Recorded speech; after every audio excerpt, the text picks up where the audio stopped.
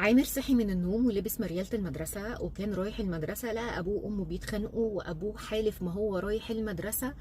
وهياخده معاه الغيط، لأنه عارف كويس قوي إن الحاجة دي أكتر حاجة بتضايق أمه وبتنرفزها، لأن هي أهم حاجة عندها إن ابنها يتعلم وابنها يبقى مهندس زي خاله، لأن الناس في الوقت ده كان أهم حاجة عندهم إن ولادهم يتعلموا، علشان ده الطريق الوحيد إن هم يبقوا أحسن. فالمهم الأب عاند مع الأم وحلف مع عامر رايح المدرسة اليوم ده، وقلعوا مريالة المدرسة ولبسوا جلابية زي شبه مقطعة كده علشان هيشتغل معاه في الغيط.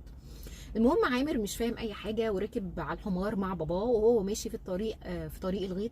قابل خالد وصلاح اصحابه لابسين مرايل المدرسه بتاعتهم ورايحين المدرسه، وعلى وشهم البؤس ان هم مش عايزين يروحوا المدرسه، فكان بيغيظهم ان هو مش رايح المدرسه النهارده. عامر ما كانش فاهم هو مبسوط فعلا ان هو مش رايح المدرسه، ولا الله اعلم اللي جاي الغيب مخبي له ايه، ان انا كده خلاص مش هروح ومش هتعلم. المهم اول ما نزل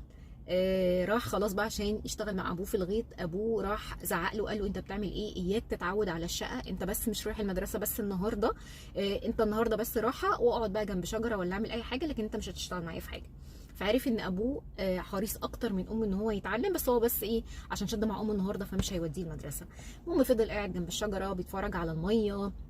وعمال يلعب باي حاجه، يلعب على الارض، يلعب في التراب، يلعب في مش عارفه ايه، وفجاه في طيارات طيارات طيارات قدامه وفوقه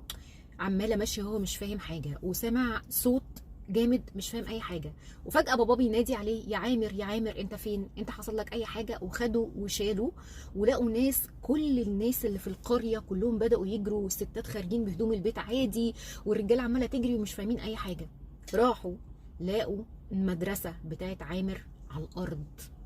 المدرسة فيها أطفال من سن رابعة وخمسة وستة ابتدائي،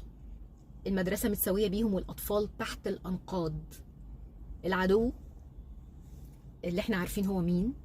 طلع بطيارات، هجوم طيارات على مدرسة بعيدة تماما عن أرض المعركة علشان يموت أطفال أبرياء، والكلام ده كان يوم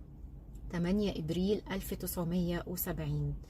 طبعا كله بيجري، الام بتجري بتدور على ابنها، اللي ابنها الحمد لله القدر الحمد لله لعب لعبته ومخليهوش موجود تحت الانقاض دلوقتي. وطبعا خالد وصلاح اللي هو شافهم اصحابه لقاهم مرميين وغرقانين في دمهم. فدي كانت مدرسة بحر البقر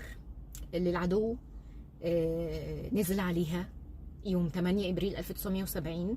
عشان بس ما ننساش ان الناس دي يعني حتى الاطفال، وطبعا احنا شايفين كده كده هم بيعملوا ايه دلوقتي، بس هم ما فيش لا ليهم لا عهد ولا دين ولا اي حاجه. القصه دي بس عشان ما ننساش، عشان اللي ناسي يفتكر، وما اعتقدش